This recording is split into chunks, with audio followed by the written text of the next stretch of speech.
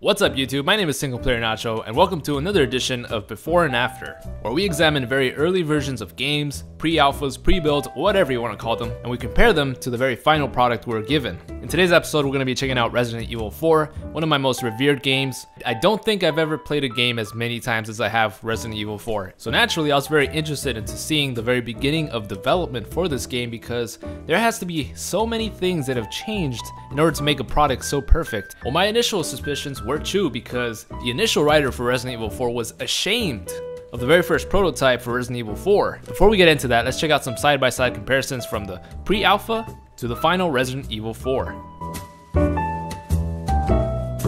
In the earlier versions of Resident Evil 4, we had a more paranormal setting, so naturally, we had some really weird, crazy looking wooden baby dolls with knives. What's really interesting about this bit is Leon's choice of weaponry. The fire grenades easily handle these wooden babies, and although it's a little humorous, these death animations are pretty damn demented. The fact that they're running around for their lives as they burn to death, it's a nice little touch there, nice little touch. The fixed camera angles were gonna return in Resident Evil 4, but we also see a bigger implementation on the use of the flashlight. Now fast forward to Resident Evil 4, we have these fire traps on the ceilings which we can shoot, and they'll easily damage whatever's under them. Now we did have fire grenades in Resident Evil 4, but I like to think that these fire traps are a little bit more likened to what we saw in the early footage. I mean, the fire grenades are very good and they deal a lot of damage, but these traps, I believe, are a little bit more insta-kill. More or less, they're probably the same. Now, another thing you might have noticed in the early footage is the blue static screen that comes on. I'd like to think that this is an added touch of alerting the player whenever Leon has entered some sort of paranormal dimension where inanimate objects come to life. These cues were somewhat present in the final version with musical cues alerting the player when enemies were nearby or when they're no longer present. Have you guys ever heard of the legend of the Hookman? Well, me neither, because Mr. Hookman never made it out of pre-Resident Evil 4, but goddamn, look at this motherfucker. He's been stuck in a painting his entire life, so he's just been waiting to just strangle anyone he sees. Again, this brings us back to the paranormal and ghost entity influence that Resident Evil 4 once had. It's a completely different narrative compared to what we get in the final product. Hookman is just a Hookman who happens to be a painting that comes to life. Now fast forward to the final version and we have the Garrador, the ultimate skullfucker. I'm just kidding.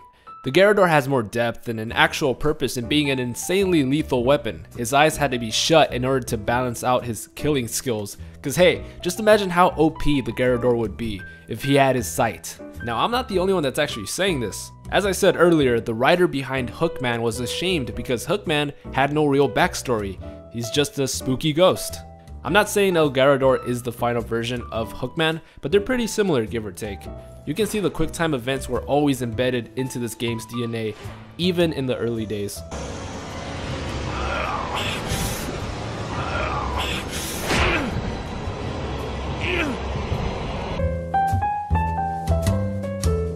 The story for Resident Evil 4 took a tremendous turnaround during its early stages. Initially, the story centered around Leon arriving at Oswald Spencer's castle to seek some truths. He eventually finds the girl, who I assumed would have been Ashley, and the two try to escape the castle. But that's not all. The girl also had a dog who happened to be a BOW. So it would have been Leon, Ashley, and a dog. This mystery dog probably ended up being that wolf that helps you out during the boss battle against El Gigante, but apparently this story was scrapped somehow due to budget concerns, which is odd considering how much more simplistic that story sounds compared to what we get in the final Resident Evil 4, where we had an octopus as a final boss and drug dealers who also happen to carry weapons for some reason. Like, that sounds like it costs more money. I don't know about you guys. Now in closing, I've come up with a small theory. Check this early footage out. It's got the knight armor dudes who swing at you if you get too close. Also note the use of the flashlight and the cramped up atmosphere. I think this part of the game is still alive in Resident Evil 4's final version, because this level is basically Ashley's solo mission when she gets separated from Leon. The same enemies, same flashlight usage, as well as the haunted style design. These two levels are extremely similar.